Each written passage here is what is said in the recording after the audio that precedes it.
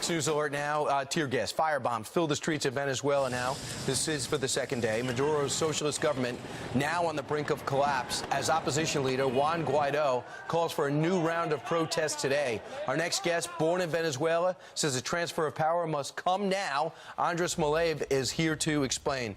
Andres, of course, the longer we wait, the more violence will ensue. What's it going to take to change the standoff? You know, from the barracks all the way to the highest-ranking military officials, we're going to need to see more people start to come out and publicly support Juan Guaido's efforts. He's somebody who believes in the Constitution of our country. We have a strong Constitution, and it's time that the Venezuelan people be allowed to live in the sort of free society that we get to enjoy here in this country. Well, you know, we just heard Colonel McGregor come on last night on our show and say, well, this guy's a socialist. He's going to replace a communist, and we're going to have to take this country on as a 51st state. Do we want that obligation? Do you see it that way?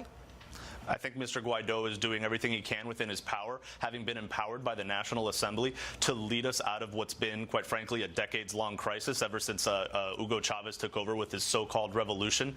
We get to enjoy a lot of freedoms in this country that we sometimes take for granted, but I think at the end of the day, he's trying to give us back that opportunity, and what we need is to reinstal democracy in Venezuela. Do people of Venezuela understand democracy and capitalism? Of course they do. Well, we were one of the wealthiest nations in the hemisphere not too long ago. We have every natural resource at our disposal. There's no reason that we shouldn't be a regional superpower as well. It's sad what's been happening over there, but fortunately it looks like things could be turning. We're starting to see some progress. There's a little bit of momentum and hope, and hopefully today when people take to the streets, we can get to an end of this saga.